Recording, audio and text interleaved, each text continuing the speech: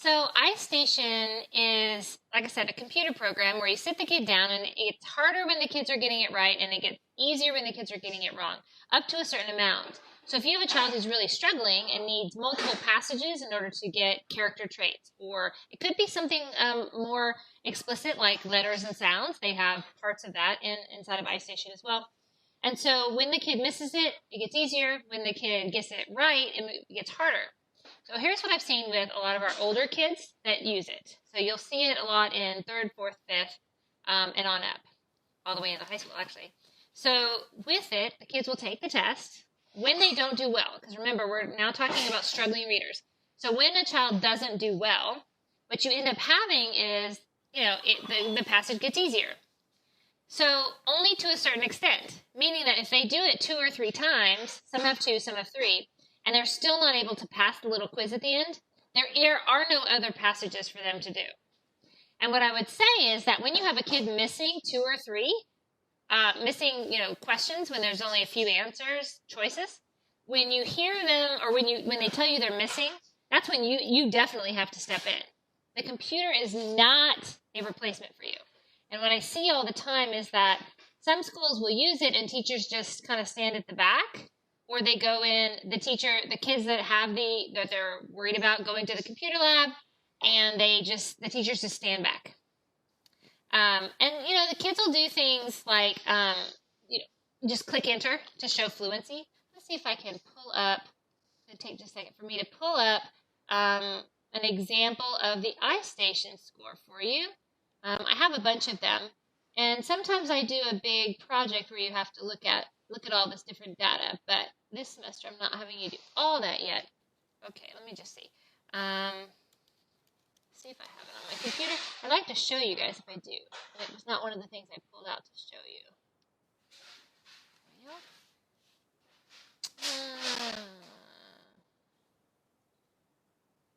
Don't see it. Shoot. Don't see it in my pocket here. Nope. In my pocket here. So, but basically what iStation does is it separates reading into sub-skills. Sub-skills like vocabulary, sub-skills like spelling, which is actually phonics. Phonics for the little kids and even for the big kids. So they're looking at how does the kid attempt to decode words that are difficult or that they don't know. A lot of words they might have heard, but they haven't actually spoken them. And what's the last one? Phonics, spelling, vocabulary. There's one more and I can't think of what it is. I'll put up something to show you what it looks like. But basically it encapsulates reading into like these little sub-pieces. And it's not based on the National Reading Panel either. They're just sub-pieces according to Pearson. Because this is a Pearson idea, right? So you should be going, so we pay a lot of money to Pearson. They create something that's sort of right. And then scores start going up. As scores start going up, other schools say, oh my gosh, I need that too. That school was using iStation. So then it ends up selling really big and the money gets really big. But really what iStation is giving passages to kids and having them answer questions. Then if they get them wrong, you give them an easier passage. If they get them right, you give them a harder passage. My argument is that if you have them doing those things, and they're in a center or something like that, maybe they're doing it 20 minutes, not such a big deal. It's fine practice. It's okay. But it's not a replacement for your reading lesson.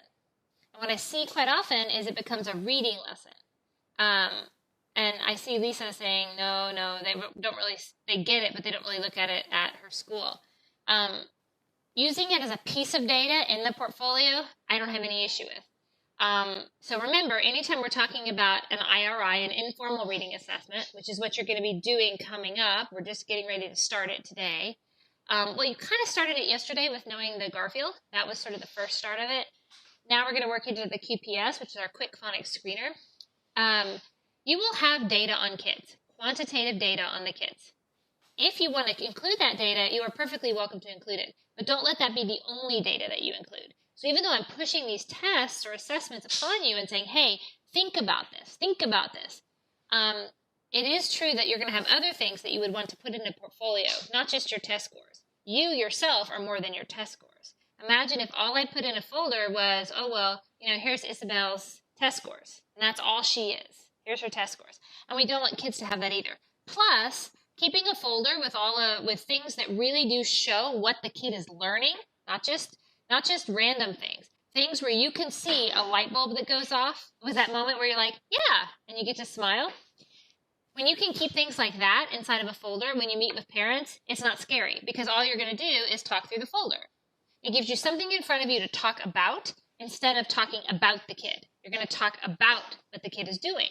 So you're not just kind of sitting across from a parent, and especially when a parent's angry, you have this data in front of you. So I encourage all of you to make a big binder. I used to use a 3-ring binder. Some people use files where they can just throw it in a file system. So you got your 25 kids, or if you're in a departmentalized, you might have 50 kids. Everybody has a folder. And then when you see them doing something that shows learning, not 100% on the spelling test, but shows learning, then you can drop it in there. Because as soon as you start dropping in there things like that, where you write, what you saw, you are going to have a parent on your side. And no matter what happens, if the parents love you, you're in. And that's what you want. You want parents to love you, kids to love you, and of course you want your principal to love you. But ultimately, if you can have parents and children excited to be in your classroom, everything's good. And when the principal comes down, you have data. Oh, you want to talk about Jenny? Let me pull her folder. And it's there. So I like to do the motivation inventory, the one that you just did, Garfield. There's tons of them online. Sometimes they have to write, what's your favorite color? I used Garfield because it was particular to literacy. And when I was a reading specialist, I wanted something particular to literacy.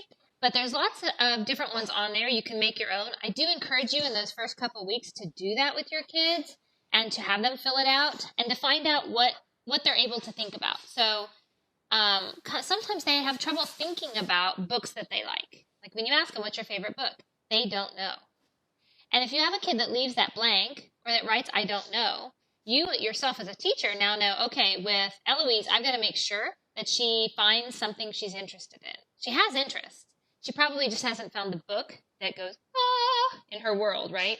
So finding books for kids is a really important part of them learning to love to read and to use reading as social capital. So social capital means that reading is something that everyone wants to do, right? An example of social capital outside of reading would be having an expensive pair of jeans that everybody likes, right? So the Z Cavaricci of 1990, or the Guess jeans, or it could be that they want the Kendra Scott necklace, something like that, where it becomes like everybody's wearing it, so you want it too, even though you don't know why you want it, you still kind of want it. That's what we want reading to do. And it sounds silly, but I can tell you it does happen. Kids will carry out big books in the library. They check out the Harry Potters, the 500-page Harry Potters. And you're in your head going, they can't read that. I know they can't read that. When a kid does that, it is an act of social capitalism, meaning that they are taking it on so that other people, and themselves, but other people see them as a reader. Sienna Aguilar has joined the meeting. Yeah. So, so when that is true, it's awesome because they're walking around thinking that Harry Potter book gives me something cool. It's cool for me to put it on top of my bookcase or on top of my desk. It feels good to say I'm on, page 5, page 10, page 20, and they see it moving forward, even if it takes them a long time. Kids also like to reread books. That's a part of social capital too. So they carry a cat book out every single time. They check the same cat book out. And you're like, don't you want to get something different? No, I like the cat book. They're gaining knowledge about the cat as a way to say, I read this and now I know about the cat. So kids that carry around books actually act as social capitalists. So I am in the world as a reader when I'm at school. And that's a great thing. It's hard sometimes for us as teachers because we want to, make sure that they have a book that's on their level, right? We try to do level readers and, to respond to what the needs of the kids are. And 2, that sometimes when they take books home, they don't come back. And a lot of librarians in schools will not let a kid check out a book if they have an outstanding book. So once they've lost a book, now you're screwed because now they can't check out anything else. So kind of be careful kind of watching that. But I'm a huge believer books are going to be books. That means they go places. Sometimes I've seen books from schools end up in the little free libraries. Have you all seen little free libraries outside in any of your areas? Do you all know what that is? Anybody? me share my screen with you. Yes. Yeah, you've seen those? Where they have him set up like in their front yard and it says take one or leave one. Yeah, exactly. Take one and leave one. Yeah, so I should be showing my screen to you. I'm going to move that. Yeah, my grad students, about 2 years ago, we put about 45 of them up. So, I'll move out of here. I want to show you what a little free library is. Lots of schools have them out front. If your school doesn't, I will tell you, like your student, whenever you start student teaching, if your school doesn't, you can get in contact with me and I'll help you to get one in there. It looks really good as a student teacher if you like your school and want a job there. It looks really good to say, hey, I've noticed you guys don't have a little free library. I would like to set one up. It's very cheap to do. I can even find you scholarship money. They will come out and you'll get one. It looks like this.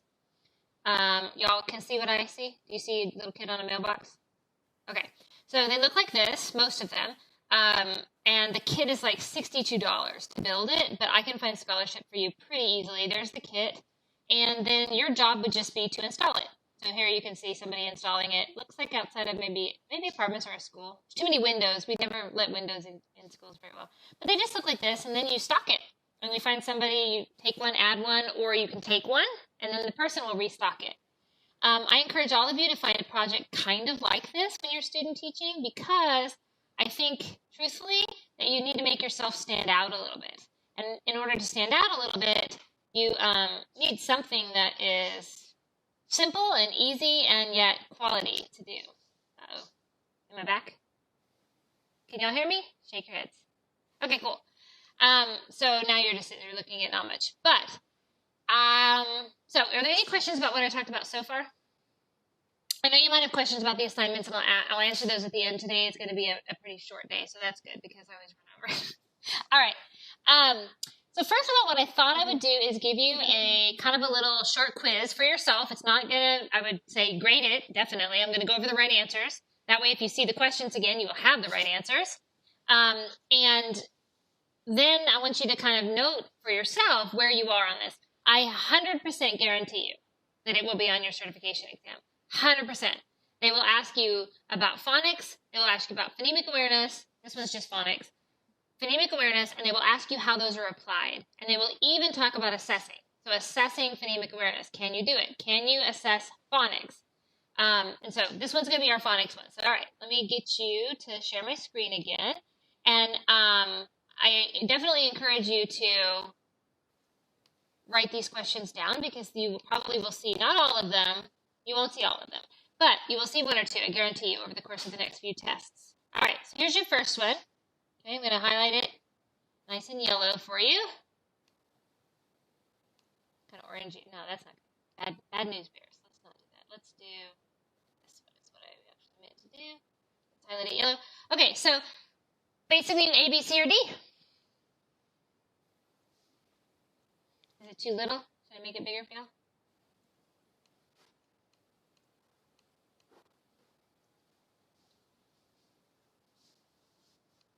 Ah!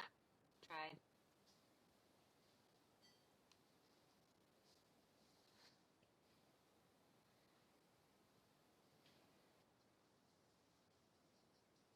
If you're ready, you can just go on to the next one. It's totally fine.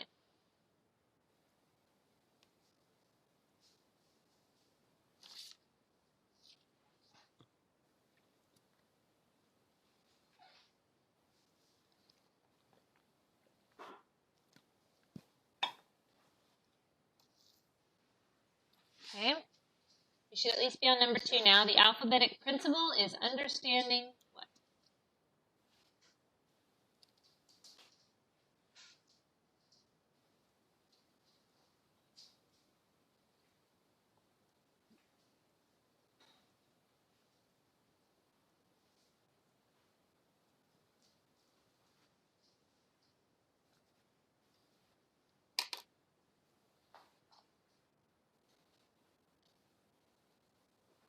Okay. Number 3, the written letter A is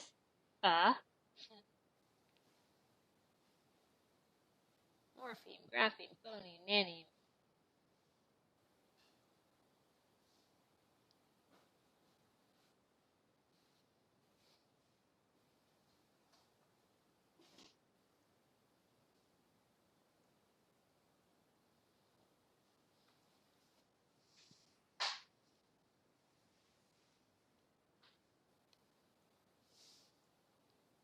Okay?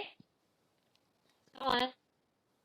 Number 4, phonics programs are effective when they...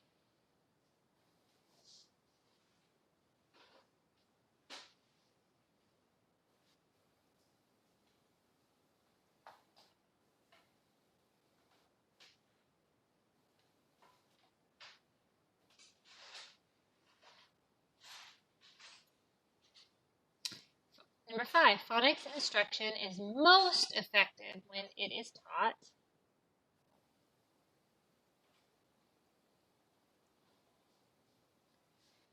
Now, those kind of questions are always kind of catch-you questions. I call them catch-you questions because on your certification exam, when it says most or least or all, make sure you pay attention to it, because most means not is phonics instruction important, but where is the most effective place to do it? Okay. Number 6, which is an example of systematic phonics instruction? If you don't know what systematic is, it's okay. We always are teaching you in 3314. Any of the ways that we teach you are always systematic phonics. Okay?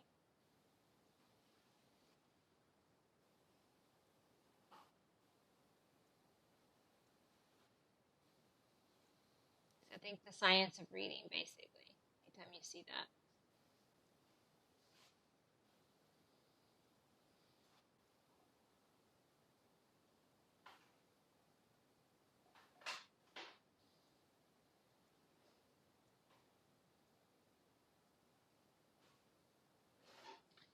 Okay, moving on. Number 7, effective phonics programs provide students with opportunities to practice applying their knowledge about phonics as they...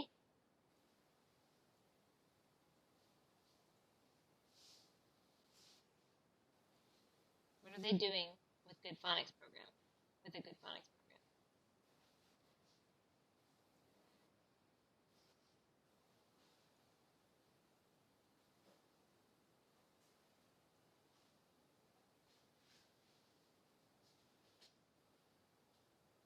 Number 8, a teacher who is explaining how to place a set of words into categories based on their spelling patterns is engaged in... So we're now moving words based on spelling patterns.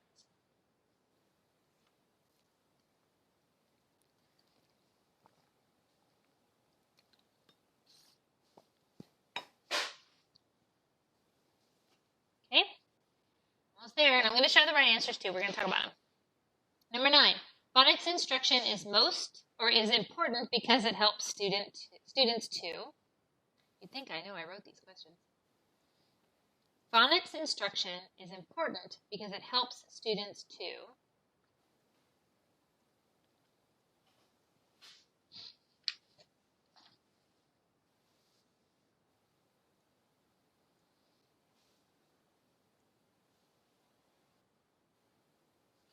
And number 10, which of the following is a component of a reading program?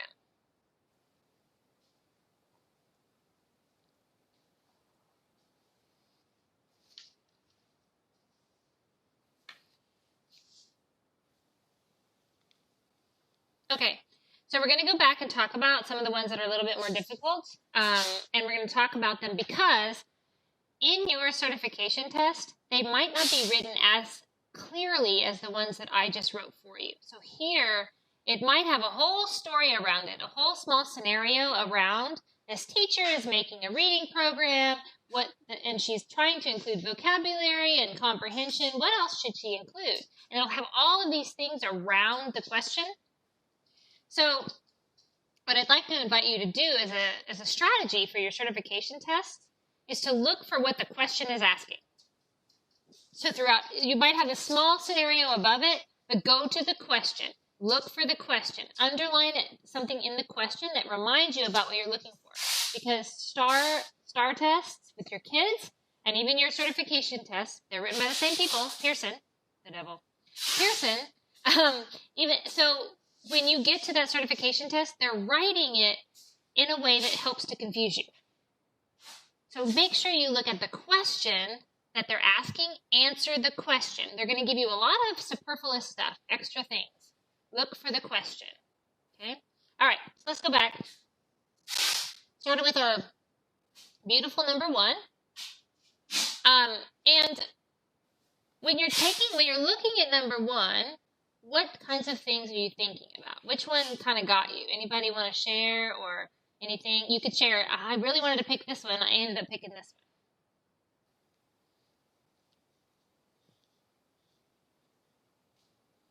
one. Well, that's the first part. Should it be taught or should it not be taught? I think from what I remember, it should be systematically. Yes, it absolutely should be systematically taught. So that systematics, which absolutely sit in your head. Remember, science of reading. You are scientists. You are getting a BS. That means a Bachelor of Science. Scientists, we always approach something with a systematic look. Okay, so anytime you're taking any test, if you see something that says system and phonics together, you should go yes. Systematic and phonics, yes. So that means C is going to be your right answer here. We almost don't have to read on. I know some of you probably picked D because it is an important part. Phonics instruction is an important part, but it's not the only important part because remember, you have to have decoding and meaning making to have reading. Decoding plus meaning making or comprehension equals reading. So if you don't have good decoding, it is true it's going to impact reading, but you also have to have comprehension. So it's not that decoding is more important than comprehension. It's that they're actually kind of equally important. I have to be able to do both. Just decoding words doesn't mean I'm reading. Or you usually don't have comprehension without decoding, but just being able to understand a story being read to me doesn't mean I'm able to read the story myself. Okay, so C is your answer there. Number 2, the alphabetic principle. What is the alphabetic principle? That's literally what they're asking you. What is the alphabetic principle? I put A. Yep. Between letters and spoken words. It's taking the alphabet A, B, C, D, E, F, G, and putting the sounds with those. Now remember, sounds down here in the South, just so that you know, can be very different. We actually use diphthongs on our vowels a lot here. So for example, on I, so if I'm talking about I as a person, oftentimes you'll hear it in the South as ah. Ah versus I. Ah, which is more of a schwa. Ah versus I. So kids will often write how they hear it. So you will see kids who write D-A-W-G. Because here in Texas, it sounds like dog. Not dog. Dog. There's a dog outside. Sad. Not side. The E makes a long I inside, but we say outside. It almost sounds like an A sound. Outside. Dog's outside. So be aware, it's absolutely the relationship between letters and sounds. But talking to kids about how it really sounds down here in the South is important. We do want them, of course, to border cross. But any kid that comes in, especially if they're coming from a Spanish language background, a Black English background, any other language that they've learned at home, could be a big code switch language where they're using both. Donde está Evan? That kind of thing, where they are, code switching. It's really important that you acknowledge that code switch, right? You acknowledge how it sounds to them, but that how we spell it academically is this way. But boy, you're right, it does sound like D-A-W-G, right? It does. Okay. Alphabetic principle is the relationships between letters and sounds. So when they start giving you all this rigmarole, that's what my mother calls it, rigmarole, all this paragraph around a teacher and their teaching and they're speaking to the kids, and there's one kid that just doesn't get it. He's not understanding that when I say something, I can then apply a letter to it, right? Just not getting it. So all of the stuff around it, make sure you go straight to the question. Look at what the question is asking. I guarantee you there's extra stuff. All right, number 3, the written letter A is grapheme. It's a grapheme. Okay, morphemes are the smallest unit of meaning. So a word like horse is a morpheme. When I put an S on it and say horses, I now have 2 morphemes. I have horse, which is a free morpheme, meaning it has meaning on its own. And then I have the S that I added onto the horse. That makes horses, and that's a bound morpheme, meaning that it adds a new meaning onto the free morpheme. Horse became horses, and horses is different than horse. Horses. Okay, so morphemes. Grapheme is the letter, and phoneme is the unit of sound. Okay, smallest unit of sound. Naneme is made up. Okay, phonics programs are effective when they, and as you're reading through these longer questions, remember, you're only thinking of, is this effective? Is this effective? If something says to you, always, then you should cross it out immediately. So if one of the answers says, always carefully select, set, careful of anything that is always or none. You probably have you heard these things before about testing? Just be careful of those words. All right, phonics programs. So what about the phonics programs? What do you think? All of the above. It does all of these things. It has a lot of opportunities for kids to apply. And remember, it is including reading and writing. Reading and writing are reciprocal. They grow together. So if you're a teacher and you're not teaching writing because you're so worried about reading, you're ending up leaving out a really important part of how kids learn to read. Okay, all of the above. Phonics instruction is most effective when, this one, it gets a lot of people. I put this one on a test a lot. And what ends up happening is they say all of the above. But the truth is, and all of the above it is effective all the way, K to 12. But it's most effective with kids. We make the most difference when it's in our primary grades. So primary grades are your answer because that's most effective. That word most is what created this as the right answer.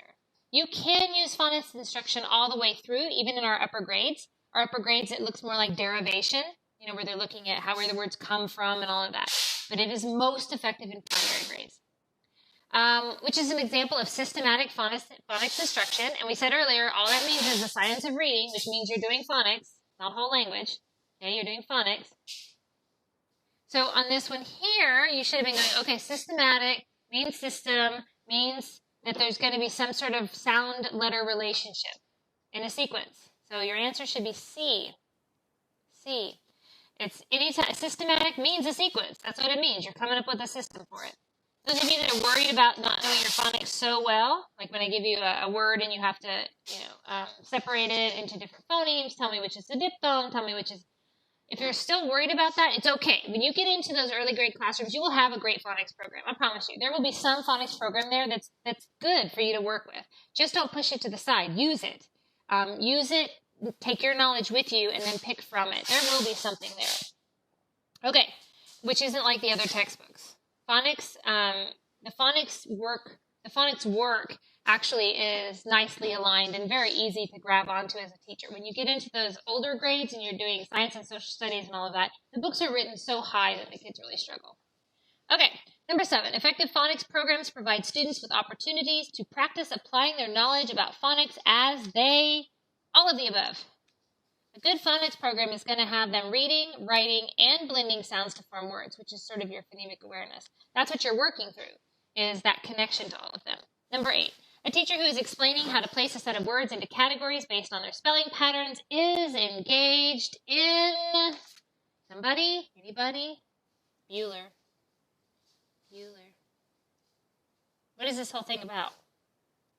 Phonics. All right, so phonics instruction. Yep, B, perfect. Yes, thank you. Absolutely. B, phonics instruction is most important because it helps students to, all of the above. Your phonics instruction is getting kids ready to move into comprehension. And I do want you to recognize they have to have decoding, but they also have to be able to make meaning from the words. Otherwise, if I can sound out a word, but I don't have any meaning, it's not going to be very helpful as I move on. And I will tell you, I've seen a lot of kids, especially high intelligence autistic kids, who can decode but can't read. So, and that's hard. That's hard when you get them in 4th grade and they can decode the words so they sound like they're reading, but the comprehension isn't there. Okay? Number 10, which of the following is a component of a reading program? You should say, oh, geez, all of these? Hopefully you said all of these. All of these are components of reading programs. All right, and any questions on these? These are sort of like straight out questions. I will tell you as you get ready to take your test, the test is going to cover the first part up to what we're talking about tonight, okay? So just a few chapters. It's got chapter 6, chapter, whatever those first ones are, 1, 2, 3, and 6, or something like that. Is that right? I don't know. I have to look again. But it's just those few chapters. You will see questions that look like this, but you'll also see questions that look exactly like this, but have a big paragraph in front of it. So it'll be about phonics instruction. It might even have these same answers right here, but you're going to see a lot more written above it, just like your practice, just like your certification exams. These were taken off of certification exams and changed to be easy questions. I mean, easier to read and understand. Remember, Pearson's out to get you. They are. They're out to get you. It's a high-stakes test. Therefore, it does move on our bell curve. So it's going to do the same thing that we were talking about with the others, where, actually, I have a picture of a bell curve. Maybe I can show you. Let me bring you back here. Are you going to post this so that we can have access to it online? I'm not. Would you like to take a picture? I can leave it up for you guys, but I'm not posting it. I guess I can post it. Why not post it? You guys have the answers? Yes, I will post it. Yeah. Thank you. You guys that are here have the answers, so that's fine. And if you want to share with people, or if anybody's your study buddy, that's fine. I will absolutely post this online. I've not thought about doing that. Professor, do you want us to post the results on the test that we just did? No. I'm gonna get results. Thank you so much. No, I'm gonna get results when you take your test, because I guarantee you there's gonna be a couple of these on there. Okay. So now you guys have the answers. I'm not posting with answers, but I will definitely post that. I think that's a perfect request of me. Yeah. Okay. I think the part of this one that probably trips me up, I didn't do terrible, but it's because you want to put it under the umbrella of all the readings. So that's why comprehension sounds good, but it's asking about phonics. I don't know. It's like a struggle in your brain, I guess. It's totally, I love how you describe that, a struggle in your brain. Yes. And I'll tell you, I'm taking a couple classes myself, and I just took a quiz in a counseling class last night. And I missed 2 on a 5-question test.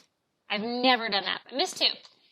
And looking at the 2, I don't know what answers, but I could see what the questions were. And I still felt confident in my answers. But what I know to be true is that when I talk to the professor about it, he's going to be able to tell me why. The sad thing about your certification exams, you never get to know why. You don't even get to know what questions you missed, which is why you know it's a high-stakes test. It's so high stakes, not only because you can't be a teacher without it, but because you don't get any feedback from the test. You don't get any other than a grade. Here's your grade, and you didn't do well on this subtest, science. You didn't do well in this. But really, you don't have anything that helps you to study for it. And then, of course, but you can buy things. You can buy things and pay people to help you study for it, right? But is that because of the curve? Yes. Is that why? Yep. Okay. Yep. It's because they're going to shift the curve anyway. Yeah. And so what's going to happen is if you fail a section, you will fail by 1 or 2 questions, most of you. You're not going to fail the reading section because I'm not going to let you. At this point, you should be ready to go into your certification exams by the end or middle of this class by practicing things like this and even taking your test, which it is a test, call it a quiz, call it whatever you want to. Your test is a test. I'm looking for growth. I'm looking for you to get better at taking them. Now, if you want to hold a 99, 99, 99, 99, I'm perfectly fine with you doing that too. I hope you can do that. I really do. But what I'm most interested in this class is that because the test covers any of the lectures, but it covers the book, right? Because it's mostly an online class, covers the book and your Cornell notes. You'll be able to use all of that. Covers the book, and it covers any of the readings that you've had. It can ask a question about that. But it also, I lost my train of thought. The test. I don't know what I was going to say about it. Anyway, I'll come back to it if I think of it. It is going to, I know what it's going to be. The last part that it has is tests from your certification exam. So I put that are involved in reading and assessment.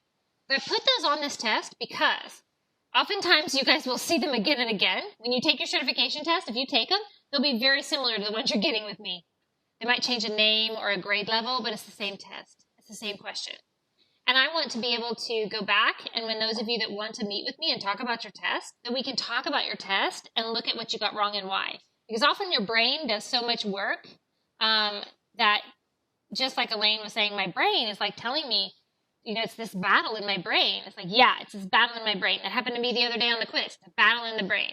What is right? Am I reading too much into it? Which is often what happens for those of us that are, A students. We read so much into it that then the question was actually easy, but it starts to sound really difficult and we can confuse ourselves. So we want to be careful about that. But yeah, I'll post it up there. Anything else? Cool. Oh. I also have a question about the Cornell notes. Yeah. So for this week, we have part 1 Cornell notes, but then right underneath it, I it know. says part 2. So is that just a mistake? It was totally a well-said mistake. Your part 2 will be due next week. And I was going in to move them as I was getting this class started because I realized we'd take a little bit longer. So I'm going to move that down into Module 4. Your second part of Cornell notes will be due in Module 4. Okay, so all that's due this Sunday is part 1 in the Garfield, correct? Yep. Yes, ma'am. Okay. That's exactly right. Next week, the QPS, which we're going to talk about a little bit today, and then the Cornell notes part 2 will be due. All right, cool. Trading her question, Professor. Sorry. Yeah, Jennifer. Sorry. Okay. So she said, on this Sunday it's the Garfield and the Cornell notes, the first part. Chapter 10 is what we already turned in because I already did that one. Yep. Yep. Okay. And so on the Garfield was my question. So we have the Pinky, Jake, and Rosie, and then us. Like I print everything out. But so we're just grading Jake and Rosie. Are we sending in something about ourselves too? Like, do we grade ourselves? No, with the blank you don't have one? to do yourselves. Just turn in the 2 kiddos. You're going to turn in their score sheets. You don't have to do every Garfield page, but turn in their score sheet. And then you're going to do one of them, at least you're going to write a, what would you do? Now, I did have a couple of questions, and I even wrote it down in here in my little notebook as I was looking at some people who emailed me or texted me about, like, questions. And one of the questions was, what do I do for these interventions? Like, what do I do? Well, motivation is a very interesting critter, I guess, because a lot of people don't include it in reading. They don't recognize how important that act of motivation and engagement is for the practice of reading. So you're getting that here mostly because we're reading scientists, and we know what happens in your brain affects how you go about a task. So for the interventions right now, please Google them or use your 3314 text. If you have the core, you can go back and pull an activity from the core. You can pull from Florida Center for Reading Research. You can pull from the Meadows Center for At-Risk Youth, which is the UT version. Find something that's a research-based practice, meaning if you've heard of the practice before, talked about in your classes, it's probably a research-based practice. So for motivation, what is going to be motivating for this kid? So when I look at Pinky, what's going to motivate this adolescent kid to read based on what she said? She doesn't like reading on Saturdays, but she does kind of like nonfiction texts. So your intervention probably is going to be around something that she is doing, not something she's not doing, especially in motivation. So when you take a look, all kids have something that they do sort of like, all right, most of the time. And if they don't like anything at all, like everything is sad Garfield or mad Garfield, then the goal is your intervention is going to be something about taking them to the library or looking on their iPad for books that might be interesting or have interesting trailers. Books now a lot of new books have trailers, just like movies do. They have trailers for the book, and I would say that's a place to start. But yes, you're Googling for the interventions. You can use your prior knowledge from other courses and use your intuition for if you think that how long it's going to take for it to work with the kid. We don't know with motivation. And that's just for one, right? Yep, just for one kiddo. Just one. Pick one of the 2. Yep, you're turning in 2 score sheets and 1 case study report. 1 intervention report. Yeah, and make sure you write well. Just so you know, write college level. Even if you don't know if you're right, still write with a college level professional appeal, which means that means you do not use I. Use third person, no first person. Okay. So sound like a reading specialist, sound like a reading therapist, sound like you're a reading scientist because you are. You are different. How long does it? For motivation, it can take you could say all year. I would say probably with any motivation intervention that I would say 6 weeks. That would probably be mine, 6 weeks. But the paper, because it's not a template, right? It's an actual paper we're writing? It's a template. You can tap, the template's up there. Okay. The template's up there, and all I want you to do is fill out the template. You can literally copy and paste it onto your paper. I don't think it's downloadable. I don't remember.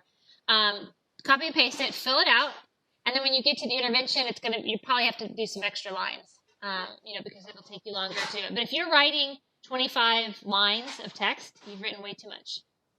You've written way too much, okay? This should not be more than about a page to a page and a half. And that's when you're copying and pasting, okay? And if you're using something off the internet, please make sure you cite it, meaning pull down where you got it and put that down at the bottom in parentheses. At the minimum, if you want to use an APA citation, that's even better. But if you just make sure that if you pulled something from like Reading Rockets because you found a really amazing activity, then make sure that you give credit to where you got it. But I do not expect you to make up any sort of intervention. I expect you to find a really good one. We don't remake the wheel. We find the wheel that fits our car. Find the one that you would use, that you think is good, and that is research-based or research-practiced. Okay? All right, so that's sort of my first start with phonics. I do want to remind you about this favorite thing, your bell curve, right? Make sure you understand what this looks like, and especially what it looks like in here in the middle, what that means for our kiddos. You don't have to worry about all this stuff under here, but you should know how to do the bell curve, how to draw the bell curve. Now remember, you're taking the test at home, so of course you can use any of your notes, any of your book, all of those things. I am going to ask you to make an integrity statement, which says, hey, I'm not going to use outside sources for it, or I'm not going to call friends while I'm taking my test. And you can decide how you feel about that or not. But I do expect that you're going to do as much as you can to do the best that you can, right? So just recognize that integrity is also about finding out where your gaps are. This is kind of a stopgap class, meaning that before you leave here, I have to make sure that you know how to do case studies and read data. And I have to make sure that you're clear on what these skills are, because you're going to be taking your cert tests. And I might be out there teaching with you at some point, and I don't want to be teaching with somebody who I know doesn't know.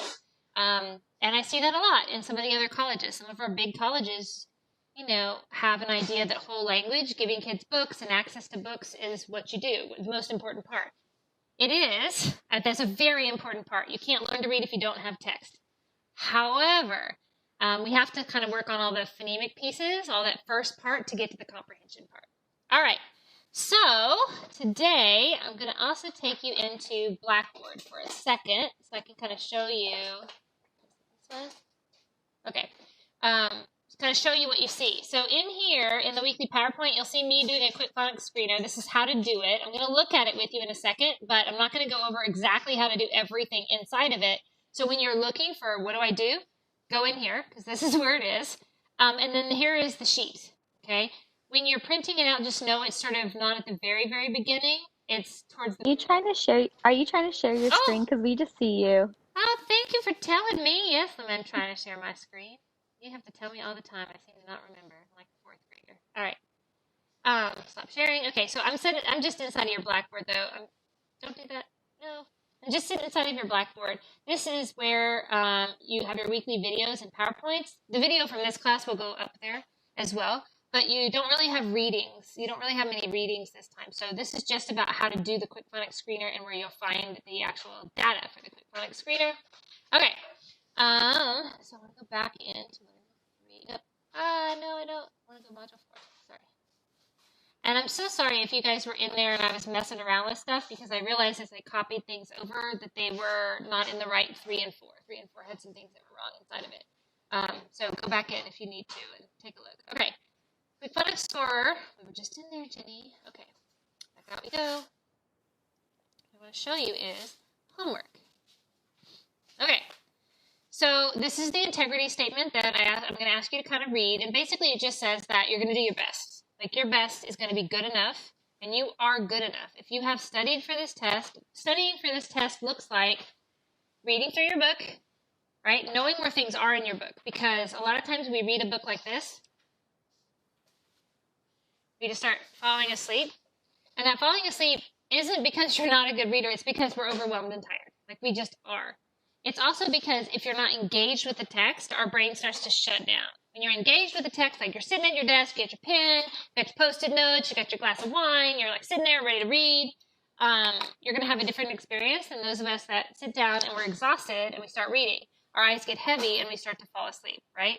So I'm not expecting that every single part of the book you've read with like laser detail. Some of it you're doing strategic reading. You're pulling out things you didn't know, like and reading that more carefully, and then finding things that you do know and kind of skipping through those rather quickly. So if you're the queen of phonics, like you had Pittman and you've taken tests, you're good at it, you're good at counting syllables, you know the 6 syllable types, you got it, then you're probably going to move a lot faster than that section. Okay, so you'll see the Cornell Notes Part 2 down here now. If you saw them up earlier, they were in 3, but they're not technically going to be due until 4, so I'm in there. And then here's all your stuff for the Quick Phonics Screener. Now, what you don't see is this. This is your quiz. For those of you that came on, you're going to get to know. We're going to take a quiz starting on Friday through Sunday. You can take it. When you open it up, it's going to give you 180 minutes. You're not going to need 180 minutes, most of you. If you do need the 180 minutes, don't worry. I'm not checking your time and going, oh my gosh, she doesn't know. All right. But I will tell you to guard a little bit. If you decide to get online and do Google, I'm not shutting it down. I'm not using a platform that shuts it down. If you do decide, just be careful and make sure you're reading something that is research-based. So if it's, Jenny's blog about reading, probably not a good source. So if it's the first thing that comes up for you, and that might not, if it's the first thing that comes up for you, quite often, I like to take that answer and stick it in there. Because I want you to know if you're right or wrong, right? So I don't want you to feel like you're right and then you're wrong. I want you to know, like, I don't know. It's awful to get a test back and to think you had everything right, as opposed to like, oh, I think I missed 5 questions. Then it makes sense if you miss 6, but it hurts if you feel like, I think I got them all wrong or I think I got them all right. Okay, so this is going to open on Friday and it's going to close on Sunday. You can take it anytime you want to. It should take you about an hour, is what I would expect. Those of you that are a little more deliberate in your reading, meaning you want to not only pick an answer but prove an answer, some of them you're going to find hard because you're like, it's not in my book. Where is this? And you might want to search, and that searching takes a little bit longer to go through notes and things. Okay, any questions about that? Just your first one. And I like to package it for this part back because otherwise we're now going to get into comprehension. We're going to get into oral reading passages and silent reading passages and all that. And so that's better in like the second hunk rather than the bigger the hunk, the more stuff. Is it just multiple choice? Like, is it? It's multiple choice, and I think there's 2. I'm going to have 2 short answers. Okay. And when I say short answers, I don't mean write me a textbook. It's okay for them to be 3 or 4 sentences, easy. Sometimes it'll have about two short answers. I know I have one now, but I know a new one I'm going to ask. I'm actually going to ask you a question. Go ahead. I didn't know whether to take it on my laptop or my iPad. Even if I had to type, I wanted to take it on your laptop. Yeah, I'd say laptop. I am going to ask you guys a question about the multisensory phonics instruction, which is a core book. There's an article that's inside of this folder, this phonics folder, that's about multisensory phonics. And just so that you know, multisensory phonics is exactly what you're doing. Like, it's what you do all the time. When you have kids moving words and letters, where they have the word and then the onset and they move them. And anytime kids are touching or tactile or jumping, that's all your multisensory. Not just using talk to appeal to the kids, but instead anything that you have them doing. So take a kind of look at that article, specifically at the discussion section of that article. Make sure you've read the discussion section of that article. There's at least Professor, one essay. Yep. I normally help with TPRI testing in school, all the grade levels. Up to 3? Like the K3? Yes. Yeah. So is that a good like starter indicator of like phonics itself? It's like you're dropping this sound, you're adding this sound, what's the new word? Yes. All those. Okay. Yeah. TPRI, Texas Primary Reading Inventory, is an assessment for K-3 to find out where they are in terms of their phonics learning. No phonemic awareness per se, but phonics all the way from letter sound correspondences to word. And we use it here in Texas, obviously, Texas Primary. And it was required K-3 by law for a number of years until maybe last year or year before they changed it that it wasn't required by law. A lot of schools still keep it, and that's because the reliability and the generalizability are really high. So if I test a kid at my school and he scores like he's a second grade reader, it's a 4th grader, but he's reading at a second grade level and needs these particular helps, and I send him over to Elaine's school, it should be that Elaine would be able to test him and get something very similar. That means that even though it's a 4th grader, right, because the test is only K3, but I would test a 4th grader when they're really, really low. And I would argue that that's where a lot of schools are missing. A lot of schools are missing out on the fact that fourth graders might need it. Not all fourth graders need it. We do not want to make every fourth grader do it. And I would say probably third graders, not every third grader needs to do it. But when you have kids that are low, absolutely they should do it. And it doesn't even matter what grade they're in. Have them go back down. So Texas Primary Reading Inventory, PPRI, is a good one. Maybe I should ask you a question about that. If I do it. Is it good to test the uppers if they're behind, because then we would see if there is growth? Because I know the fourth grade is just like, they either have it or they don't have it. Yep. So is it still gauging if they're growing? Is that why it would be a good idea to test them? It's only to show growth between that K level and that 3 level. So most of the time in fourth grade, they start using something else like iStation, or Fountas and Pinnell is one that I see all the time. Right. But if a kid is really low, Elaine, I'll tell you, and as a teacher who was also a reading specialist, or I had the certification, so that was always speaking in the back of my head, I absolutely liked using TPRI on my low kids because it helps me to know kind of what they need. Now, it's not that I'm getting rid of comprehension, but yeah, there's not a fourth grade test to test for phonics. And if they don't have it, we've got to make sure we build it for them. We're not going to start as low as pre-K, because they do have knowledge, they have been shown it, but it does mean I have to go back in my guided reading lessons to make sure that they're understanding how these letters work. A lot of times, kids, and teachers too, have been told that most of the English language is not regular. It's not workable. The truth is, actually, most of it is. There are accounts of words that don't fit. But in general, our word cachet, while harder to learn than a lot of languages, it's also, we do have words, about 75 to 80% of our words fit within rules. There are rules for it. And so we just want to make sure that our kids understand that, yeah, if we pulled a word from a German word, we're going to have rules around that German word that fit with Germany. But they're going to fit with us too. So we're going to have rules around them, even though they are awkward words. I feel like I've seen myself I've heard a teacher say that. And so I feel like now when I'm doing my small group instruction, I've caught myself doing that, and I don't want to do that because I want them to be able to decode, because there is going to be a way to decode. And if not, then that's a sight word. Then you're going to remember that word because it's one of those funny words. You got it. Amen. I think that all the time myself too. I fall into that all the time where things like, it could be something silly. Like I'm working with a kid who is struggling with comprehension, questions that are, inferential. So they have to infer something, which means they're harder. And sometimes it's hard to find in the passage where that inference happened to explain to a kid. And I get caught up all the time when I'm teaching about giving enough wait time for them to actually do it. Hello again. So I think you're right on. I do think all kids, certainly through our elementary schools, could use TPRI very simply to find out where they are, so that then teachers can provide the intervention. If we don't know, we can't provide. And fourth grade teachers, I was one for many years, we're often like, what has happened? Why can't these kids write? Why can't these kids read? And it's not because third, second, first, and kinder weren't doing anything. It's just because by the time they come up, some of them are so far behind because the teacher before also didn't have time to intervene.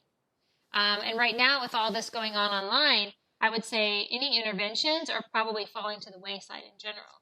Just trying to keep regular practice going. So if your kid gets a reading specialist, they might get the reading specialist twice a week for 30 minutes, but it's very fast-paced, and there's no follow-up, and it's just because we're learning how to do it. I think interventionists, special education, gifted, bilingual, it's sort of it's a tough course that we're being asked to do, because we're just not used to doing it. I'm not even used to doing it. I hate being online total. I would have you in front of my face if I could fairly quickly, because I think that sitting here with my headset on does not create the same kind of relationships. I hope you're getting to kind of know me, kind of feel me. But I can also say, I don't know all of you very well. Hopefully if you put on video, then I know your face. And then when Elaine texts me or something, I can be, I remember her and her son. What is her son's name? Alex? No, what was her name? What was his name? What's your name? His name's Remy. Remy. Oh, that's right. Remy. Yeah. So I start to know, all the struggles that we have when we're coming online, like when we have kids and dinners and dogs, and all of those things are just constant. Okay. So the quiz is going to open on Friday. It's going to close on Sunday. You're going to take it. It should take you about an hour, maybe an hour and a half. If you are having issues with time, or time is something that really freaks you out, you can let me know. I hate it that it has the little timer at the top and it like ticks down. Do not let that distract you. Put a post-it note over it. I don't know. Don't let it distract you. If you need more time, you can talk to me about it. But it is going to count down, so try to move fairly quickly. All right. So now we get into actually what we're going to talk about for about 10 minutes, not any more than that, which is, I know I'm not sharing with you yet, or I am sharing my screen. Okay, I'm okay. Let me see if I can find it. Not this. Where is it? This one? No. Hardy fell. I had it open. Find it. I always feel like I'm recording this and I look like I don't know what I'm doing, and I feel like I kind of know. I get a kind of know. Hi.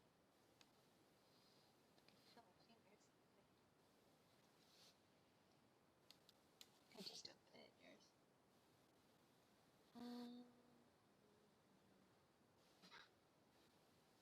Too many. There it goes. Well, that's a video. Let's look at. It's opening any minute now. There we go.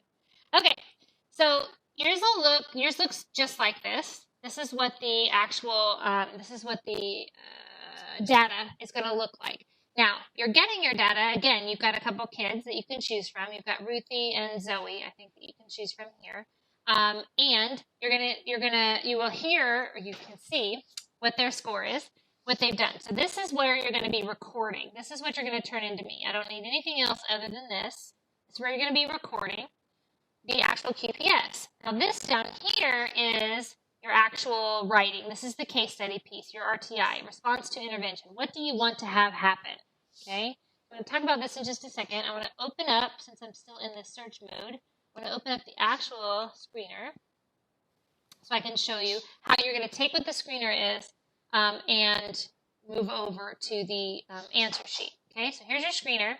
You're going to have one that has things circled. Okay, things circled. But basically what you're looking at here is this here. So task number and the number of questions. So this task is 1A. Let me make this a little smaller, I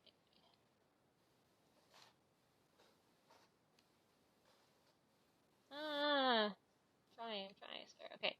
So if you look right here, it says task 1A. And then there's task 1B. You're reading the directions. This is the only one that's hard to understand. But task 1A is them reading the letters.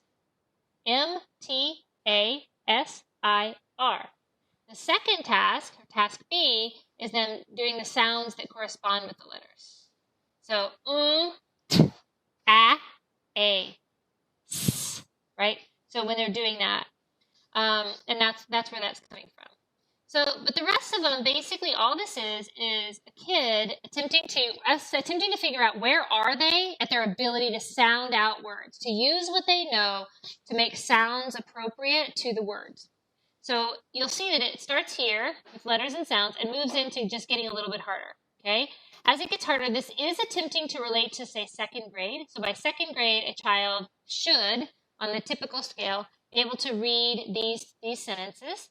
Now you'll notice here, we're not even looking at comprehension. I have no idea if Sam and Ben hid the gum is something that the kids understand, or if it's not. All I know is, are they able to sound it out? These are regular words. They're phonetically regular. And then, of course, it just gets a little bit harder. We add a fourth letter onto the words. It gets progressively harder until we're into tasks 7 and 8, which out in here, once we hit about sixth grade and 7th, 8th, 9th, all of this actually are very similar to each other, just so that you know. And I say that because a middle school kid will probably be able to, if they're an okay reader, would be able to go way to the end. This is only to be used for kids that are struggling phonetically, okay? So if you have a kid who's reading fairly well, you would never do an assessment like this on them if they're in a high grade. So 4th and up, you don't need to do any of this if they're doing well. If they're not doing well and you're like, what? Why are they not doing well? I've tried everything. This is where you jump back in and see, is it their phonics? Because if they're having trouble with that, they're not able to move on to the next thing. But you only jump down when you see that it's too high. They don't like it. Okay, So this sort of stuff down here does not equate as easily to ninth grade. It's not really ninth grade here. It sort of starts to sit around sixth grade. Because if a kid is reading around sixth to eighth grade level and they're doing okay, all they need is more access to text. So let me say that again. If they're in a higher grade, sixth to eighth or above, and they're doing okay, they're reading fine, it's not anything amazing, but they can do the task. It might even take them longer, but they can do the task. What they need is more access to books. What we see in middle school and high school specifically, even our fifth and sixth grade, is that the kids don't really read a lot in school. Some schools have taken out deer time or silent reading or whatever you, drop everything and read is deer. Whatever that silent reading piece is, they've taken it out. Or they've made it so short that nobody can get into a book. If you only have 5 minutes, like nobody can get into a book in 5 minutes. There's just no way. So you want to make sure that you are providing opportunities for them to read, not just silently, but also maybe in the textbook. Before you teach something, have them read something. Have them choral read it with you. You want them to have access to doing it. But this is only for kids who are struggling. When the kids are struggling, then you can come to something like this. All right, so the kids read out loud every one of these. You are going to be making any marks you can to say what is it that the kid did. Okay, if you've already been trained on miscue analysis, when you have the miscue list, so things like, let's see if I can get this to write for me. Make it green. So if you've been trained on miscue analysis and you know how to to make the marks, then you're free. You're absolutely free to do that. Why will it not let me on mine? So if the kid doesn't say, yes. I'm sorry, on the module 4 where it says quick phonics trainer, I don't know if it's just on mine, but it just has this sheet and this sheet, but it doesn't have that. It doesn't have the actual copy. screener? I don't see it on my I'm end. having such trouble. I made these lists so I can make all 3 classes the same. All right, I'll make sure. I just printed it. Yes, ma'am. I just printed it, but I'm going crazy looking for that other sheet, and I don't see it. All right, I'm going to make sure it's up there before I'm putting myself in a, it'll be up there before I go to bed tonight, for sure. Thank you. Thank you for letting me know. I had a weird time. I was really struggling. I don't know if it's because I'm tired or what, but I was really struggling to get all 3 classes to have the same everything in them. So some have it probably and some don't, and I'm so sorry. So thank you so much, Jen. Appreciate it. Okay, I had a heart attack last night because I saw all your notifications of 99. I was like, oh my God. I was messing inside of there, trying to get things out, get things in, because I'm trying to simplify and really streamline what you guys are doing. So I'm so sorry. But stick with me. It'll be up. It'll definitely be up. So right now, what you would do is after you've done this part over here, and you've kind of written notes all over it, you'll see the notes. You're going to be given the text, right? But you'll see little stuff all over it, and then you'll attempt to say, well, how many did the kid get correct out of the total? Okay, so how many did the kid get correct? So when you look here, let's say the kid missed 2. He missed L and H every time. That's just an example. But everything else he did really well on. So he did all 26 of the letters. Then he did 21 additional sounds plus the 5 vowels. We're all good. We look over here. We're like, okay, did pretty good, -2 from the total. So when we take the total, we got to count them up. If you actually look at the total is going to be over here on the side, actually right here. You can count them up if you want to. 26 letters in the alphabet, right? So you're going to put your total correct and then divide, get your total. Once you have that, then you're going to decide, is the kid independent, instructional, or frustrational? Most of the kids, now you might have seen this chart before. This chart can range anywhere. Instructional can be 91. I've seen it as low as 95, where then this one is 96 to plus, above. But really, as long as you know that frustration is anything less than 90, and that instructional has got to be somewhere in the middle between this. You can use the 97 if you want to. That's totally fine. You can use 95 if you want to.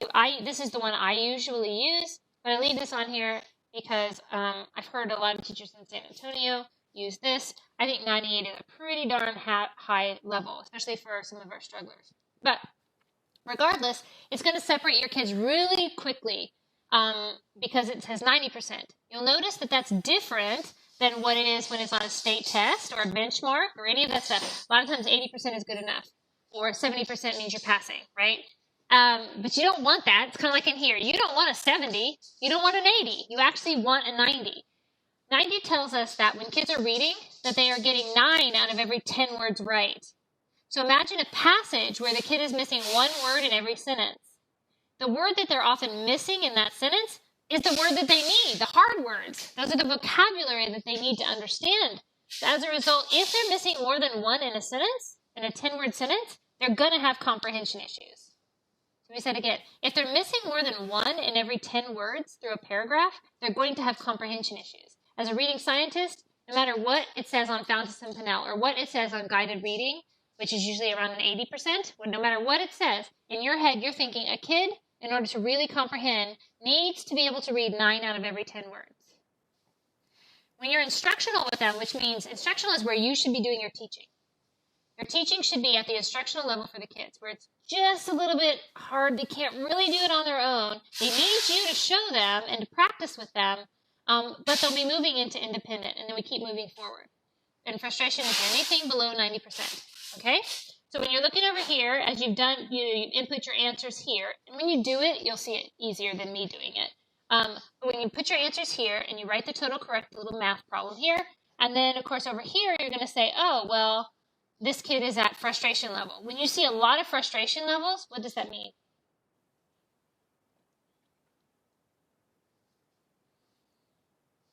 Read very good. Yeah? Specifically, what does it mean? You're right, it means they don't read very good, but what else? What is that? The frustrational level? Yeah, if you saw frustration, a whole bunch of frustrations, like, it was okay up here, and then all of a sudden you see frustration. They're not really learning. They're definitely going to have trouble learning. Yep. Tell me in terms of phonics, what do you know about the kid? So normally that means that from what I think I remember from the TPRI is like if they're reading a passage and it gets to the frustrational level, I have to take over. Yes. So I don't know if that's more teacher-centered, like we need to go back. Yeah, so right on. We don't want kids reading in frustration, which is why TPRI or DRI, sometimes they'll do it as well, which is another inventory that schools use. They'll tell the teacher to jump in because the kid's struggling so much.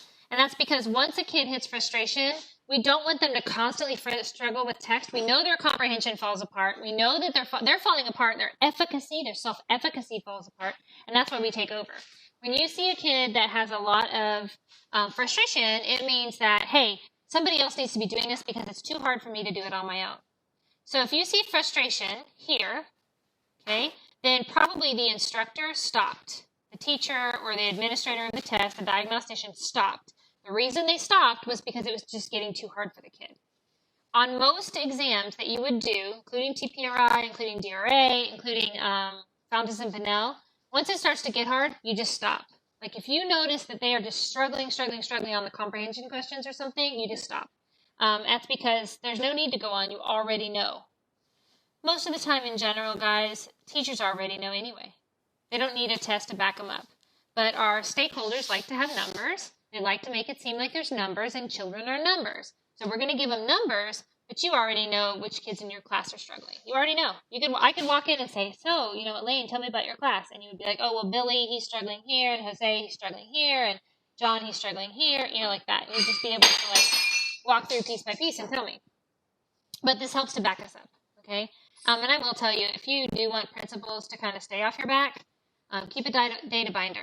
Do this at the beginning, whether you're asked to or not. Keep it at the front, and when the people walk in to do their little intellectual walks where they ask kids questions and all this, say, "Oh, there's a data binder if you'd like to look at it for my class." I'm telling you, every time principals do this. Oh, because they're all about the data.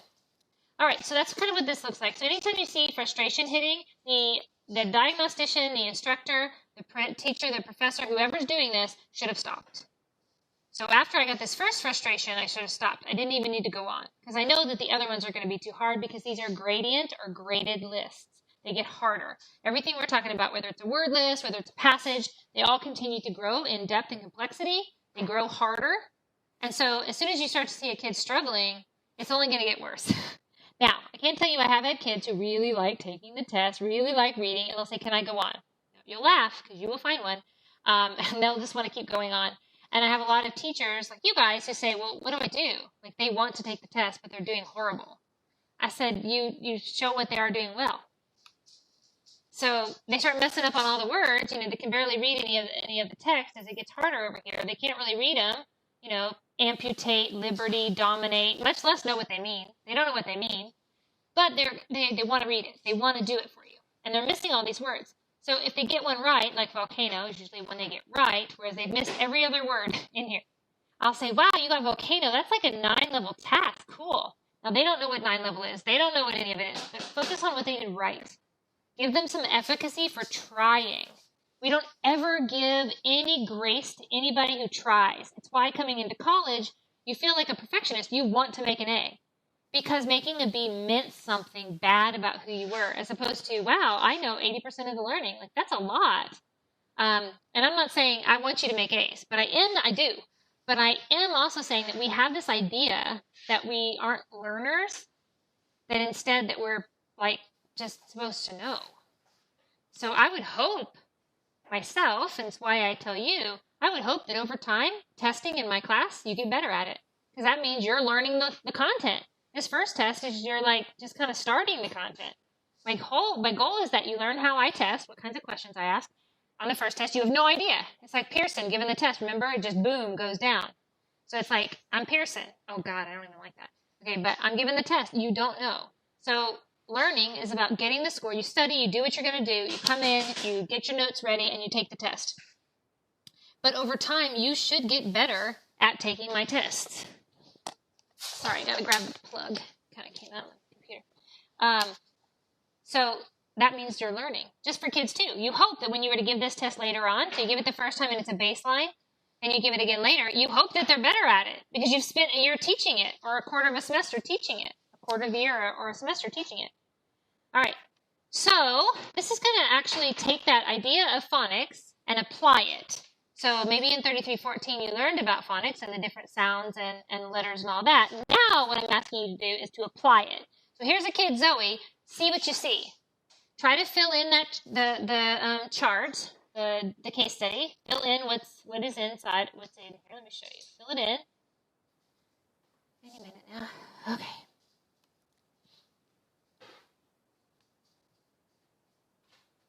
You all can still see my screen, right? So don't leave anything blank. All right. If the kid stops, you'll see notes on the side of this. It's sort of messy, things circled. This first part, don't think you can do too much on the description of the data. Describe to me what the kid does well and what the kid didn't do well on. All right. Goals here, 2 instructional goals for the student. That means they're you working with the student. It's not just the student on their own. Instructional goals means you're providing instruction. So what would you say is a goal for this particular kid? And then what's a task that can do it?